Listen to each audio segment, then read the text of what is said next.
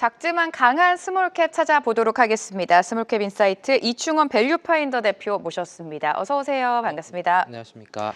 자, 오늘 종목도 기대가 되는데요. 바로 공개해 보도록 하겠습니다. 지니언스 들고 오셨어요. 일단 기업 설명 부탁드릴게요. 네, 지니언스는 2017년도에 코스닥 시장에 상장한 국내 1위 NAC 그리고 EDR 소프트웨어 기업인데요. 사이버 보안 시장의 성장에 따라서 부각이 될 거고, 사실 오늘 보고서가 좀 긍정적인 좀 영향이 있어서 오늘 장중에 28%까지 상승을 했었는데 하나하나 좀 자세하게 알아보는 시간을 갖도록 하겠습니다. 네, 체크포인트 하나씩 보도록 하겠습니다. 첫 번째 체크포인트는요. 지니언스의 모멘텀입니다. 체크포인트 만나볼까요? EDR 솔루션의 실적 기업 본격화라고 말씀해 주셨는데 앞서서 NAC EDR 전문 기업이다라고 설명해 주셨어요. 구체적으로 어떤 기술인지 저희가 알아봐야 될 것 같아요. 네, NAC EDR은 다른 거고요. 먼저 간단하게만 얘기하면 NAC는 기업의 내부의 네트워크를 보호하는 역할을 하고, EDR 같은 경우에는 사용자의 행위와 PC 내부를 모니터링해서 알려지지 않은 위협을 탐지하고 대응하는 것을 뜻합니다. NAC는 이제 쉽게 예시를 들면은 내부 네트워크에 들어오려고 하는 장비나 사람이 안전하다고 생각이 되면 진입을 허용하는 솔루션이라고 보시면 될 것 같고, 일상생활에서의 예시를 생각해 보면 우리가 코로나 당시에 백신 패스라고 생각하시면 될 것 같은데, 백신 패스가 있어야 우리가 들어갈 수 있었잖아요. 그냥 그러한 개념이라고 보시면 좀 이해하기가 쉬우실 것 같고, EDR 같은 경우는 아직 알려지지 않은 바이러스가 침입했을 때 경고하고 대응을 하는 건데, 이게 그럼 백신하고 EDR하고 어떤 차이가 있냐라고 하면은, 일단 제일 중요한 차이는 백신은 바이러스가 생기고 나야 그 다음에 그걸 예방하기 위한 프로그램인 거고, 이제 EDR 같은 경우에는 그런 것들이 발생하지 않게끔 미리 선제적으로 대응하는 거다라고 보시면 될 것 같습니다. 여기 이제 좌측에 EDR이 있고 오른쪽에 안티바이러스가 있는데, AI와 머신러닝 기술 기반으로 알려지지 않은 신변종 악성 코드를 실시간 대응하는 건데, 이게 하루에도 지금 전 세계적으로 30만 개 이상이 매일 만들어진다고 합니다. 그러니까 이제 보안에 대한 얘기도 우리가 신경을 써야 될 거고, AI 시대가 계속해서 도래하고 있다고 하는데, 그럼 정말 중요한 게 무엇이냐? 그럼 사이버 보안인데, 사실 안타깝게도 우리나라의 현실은 뭔가 개인정보나 모든 유출이 되고 나서야 그때 대응하려는 성향이 강한데, 보안 시장 같은 경우에는 그런 것들을 선제적으로 대응하는 관점에서 굉장히 필요한 부분이다라고 좀 보시면 될 것 같고, 그래서 이 회사의 매출 비중을 보면은 이제 NAC가 80%, EDR이 15%, 그리고 제로 트러스트라고 하는 ZTNA라는 게 있는데, ZTNA는 사실 뭐 여기에는 나오진 않지만 제가 간단하게, 이것도 보안이 좀 내용이 어렵다 보니까 쉽게 설명을 드리면, 예를 들면은 어떤 집에 도둑이 든다고 가정을 했을 때 현관문만 열면 안에를 다 들어갈 수 있잖아요, 방들을. 그렇죠. 근데 제로 트러스트 같은 경우에는 제로와 트러스트니까 아무것도 믿지 않는다라는 얘기거든요. 예를 들면 우리 집에 들어갔는데 그 방 안에도 다 잠금이 있는 거예요. 그러니까 보안이 더 강화되는 거겠죠. 그래서 이 회사가 이거는 ZTNA는 아직은 매출 비중을 많이 차지하고 있지는 않은데, 결국은 뭐 NAC나 EDR이나 ZTNA 같은 이러한 부분들은 모두 다 보안 시장이라는 하나의 틀 안에서 굉장히 중요한 역할을 하는 거고, 그거에 따라 동사가 계속해서 꾸준한 성장을 하고 있으니 지니언스에 대한 관심이 필요하다라고 좀 봐야 될 것 같습니다. 네, 최근 AI 기술이 발전하면 발전할수록 당연히 편리해지지만 이 정보 보안에 대한 중요성도 커지고 있습니다. 지니언스의 NAC 그리고 EDR에 대한 기술에 대해서 좀 구체적으로 설명해 주셨는데, 이 밖에 어떤 호재 모멘텀이 또 있을까요? 사실 이 회사의 오늘 뭐 주가의 상승이나 이런 부분들도 있는데, 그건 좀 뒤에서 말씀을 드리고, 이 산업을 공부할 때 우리가 알아야 되는 거는, 사실 내수 시장에만 머무르려는 회사가 사실 굉장히 많습니다. 이게 조달청을 통해서, 왜냐하면은 이 안에 우리나라는 이 조달청 안에 있는 거는 외국 기업이 들어올 수가 없습니다, 법적으로. 그럼 우리나라 기업들이 그 안에서 활동을 할 텐데, 대체적으로는 보통 내수 시장에서만 좀 많이 하려고 하거든요. 그래서 이런 기업들을 볼 때 가장 중요한 거는 해외 시장에 진출을 하는 기업이냐가 사실 제일 중요하다라고 봐야 됩니다.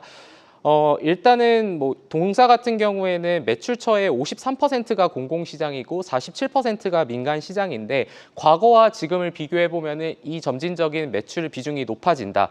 근데 매출 비중이 높아진다라는 거는 퍼센티지이기 때문에 그 매출이 증가하면서 비중이 늘어나는 게 결국은 이제 민간 시장에서도 매출이 늘어난다는 네네. 얘기인데 2021년에 민간 비중은 40%였다가 지난해 47%까지 오히려 더 증가하는 모습을 보였고 그런 관점에서 봤을 때 지니언스는 앞서도 이제 얘기가 나왔지만 중동 수출에 대한 이런 기대감이 계속해서 부각이 되고 있는데요.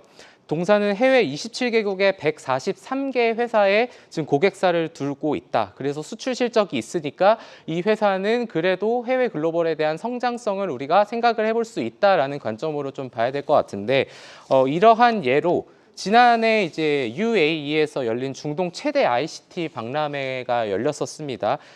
지텍스라는 2024 행사에 참가를 했는데 여기에서 아까 말씀드렸던 EDR 솔루션을 선보였었고 중동은 동사의 NAC 솔루션 고객이 가장 많은 지역인데 여기에서 파트너십 논의와 같은 상당한 성과를 이뤘다고 회사는 좀 발표를 했었습니다.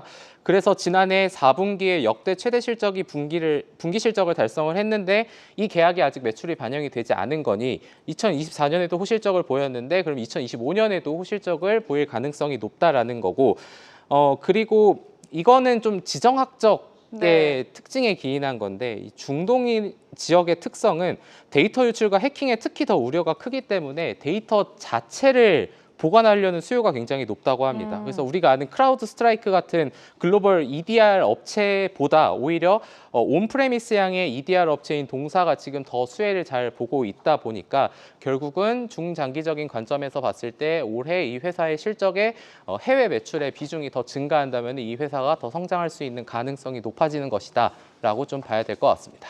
물론 내수도 중요하지만 해외 시장에 집중을 하느냐가 가장 큰 포인트가 된다라고 짚어주셨습니다. 미국뿐만이 아니라 중동 시장까지 해외 시장 실적이 들어가게 된다면 큰 폭의 실적 개선을 이끌 수 있다라고 말씀해 주셨는데 전반적인 지니언스의 실적은 어떻습니까, 현재? 실적은 2024년 매출액 496억 원으로 2023년 대비해서 매출액은 15.6% 증가를 했고요. 영업이익은 98억 원으로 2023년 대비 50% 이상 증가를 했습니다. 그래서 올해 저희가 예상하는 거는 매출액은 한 13% 성장한 562억 원, 영업이익은 20% 정도 성장한 한 118억 원 정도를 전망을 하는데 이 회사의 또 하나의 강점을 좀 보자면은 작년 말 기준 현금성 자산을 357억 원을 갖고 있고 전환사채나 신주 인수권부사채 같은 오버행 이슈가 없다라는 완전히 이제 무차입 경영을 기조를 이어가고 있고요.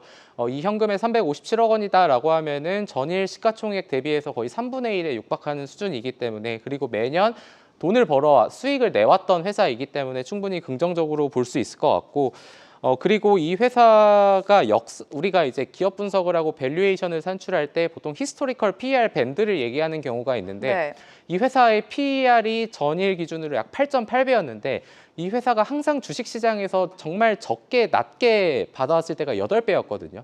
그러니까 밴드의 하단에 있기 때문에 밸류에이션에 대한 이런 기대감이 있다라고 봐야 될 것 같고 사실 오늘 주가의 상승이나 이런 부분들에 가장 큰 영향을 미친 거를 제가 말씀을 좀 드려야 될 것 같은데 3월 25일에 모건 스탠리 앤코라는 인터내셔널 PLC 회사가 이 회사의 지분 5.04%의 취득 공시를 했습니다.